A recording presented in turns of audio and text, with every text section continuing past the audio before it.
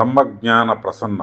బా, ఈ పేరు ఎంత బాగుందండి. కానీ గుణమే చూడండి. మహాతల్లి భర్త గొడవ పడ్డాడని మెడకి తాడు బిగించి మంచం కోడి కట్టి లాగేసి చంపేసింది. అది ఆమె స్వయంగా ఒప్పుకుంది. ఈ రోజు ప్రముఖ పత్రికలు వచ్చిన ప్రముఖ వార్త. నిన్న కేరళలో ఏం జరిగిందో చూసాం మనం. ఒక మహాతల్లి సింజితా ముస్తఫా తను అసభ్యంగా ప్రవర్తించాడని వీడియో చేసి పెట్టేసింది. ఆ దెబ్బకి ఆ యువకుడు ఆత్మహత్య చేసుకుని చనిపోయాడు. మగోళ్ళు చేసినైతే ఇమ్మీడియట్లీ శిక్షలు పడతాయి. మరి వీటికి ఏం చేస్తారో తెలియట్లేదు. కానీ చట్టాలన్నీ కూడా ఆడవారికి చుట్టాలి, మగోళ్ళకి మాత్రం కఠిన శిక్షలు. ఇది ఎంతవరకు న్యాయం? చట్టాలు అందరికీ సమానంగానే ఉండాలి కదా.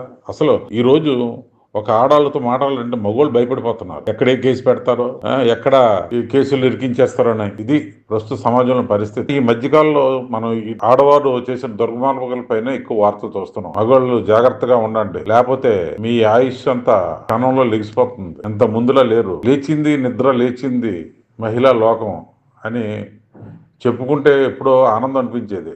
కానీ ఇప్పుడు ఆ నిద్ర లేచిన మహిళా లోకం సామాన్యంగా లేదు. కనుక మగాళ్ళు జాగ్రత్త. స్త్రీలందరూ చెడ్డాలని ఎవరు చెప్పరు, కానీ మగోళ్ళు చెడ్డోళ్ళు ఉన్నట్టే స్త్రీల్లో కూడా చెడ్డోళ్ళు ఉన్నారు. అదే సమాజంలోని గ్రహించాలి. మగోడి మీద ఒక వార్త అంటే ఇమ్మీడియట్లీ ఏదో దొరికినట్టు ప్రచురించే ఈ పత్రికలు, ఈ మాధ్యమాలు స్త్రీల విషయంలో కూడా అటువంటి చర్యలు చేయాలి. స్త్రీలలో మన తల్లులు, మన చెల్లులు, మన అక్కలు, మన బామ్మలు అందరూ ఉన్నారు. కానీ ఒక పద్ధతిగా ఉన్నోళ్ళు మాత్రం మనం సపోర్ట్ చేయాలి. పద్ధతి తప్పిన అది ఆడైనా మగైనా ఖచ్చితంగా ఖండించి తీరాలి.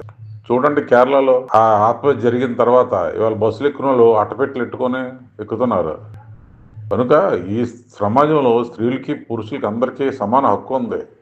కానీ స్త్రీల హక్కులు ఎక్కువగా ఇచ్చి పురుషుల హక్కులు తగ్గించడం మాత్రం ఆలోచించాల్సిన విషయం.